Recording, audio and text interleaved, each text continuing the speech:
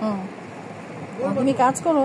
আচ্ছা, এটা হচ্ছে আমাদের অনেক আগের, মানে অনেক আগের বলতে আমাদের জন্মেরও আগের একটা অনেক বড় একটা বয়ম। হ্যাঁ, ওইটার মধ্যে বসাও তাহলে বোঝা যাবে। ব্র্যান্ড নেম আছে কিন্তু মেড ইন।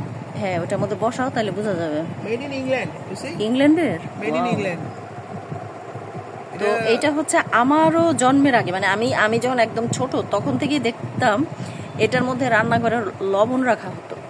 অবিশ্বাস্য যে ইংল্যান্ডের একটা জিনিস এত আগের, এখানে আবার একটা ইয়ে আছে। হ্যাঁ, এই জন্যই তো এত বেশি টেকসই। আর আমরা এটা সার্চ করব, একদম ইন্টারনেটে সার্চ করব এটা। তো এই জিনিসটা, তো যেটার মধ্যে লবণ রাখা হতো, এরপরে ছোটবেলায় তো এগুলো বুঝতাম না, আর যখন বড় হতে থাকলাম তখন আবার এসব পুরনো জিনিসের প্রতি আমার একটু আগ্রহ বাড়তে থাকলো। তো এরপরে হচ্ছে আম্মা একদিন বলতেছে যে আচ্ছা ঠিক আছে তাহলে তুই এটা নে। হ্যাঁ, তো বেশ, আমি তো বেশ মহা খুশি হয়ে আমি এটা নিয়ে আসলাম। জিনিসটা খুবই সামান্য, মানে আমি আসলে খুব ছোটোখাটো জিনিসে অনেক সময় অনেক বেশি খুশি হয়ে যাই, এটা আমার অভ্যাস। আচ্ছা, আমি আর একটু যোগ করি।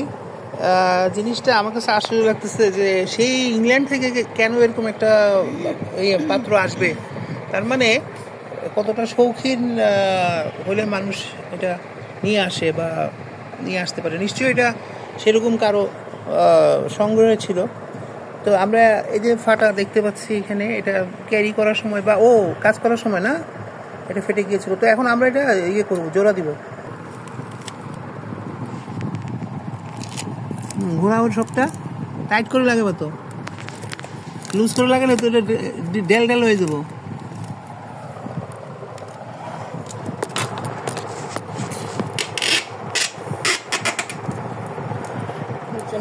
বাঁকাতারা হয়েছে,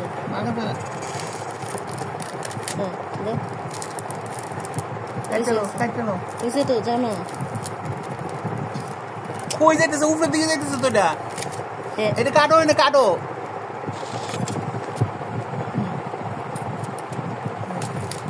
দাঁড়াও, বাঙ্গাটা উপরে দিতে হবে, বাঙ্গাটা উপরে দাও, বাঙ্গাটা নাড়ায় না।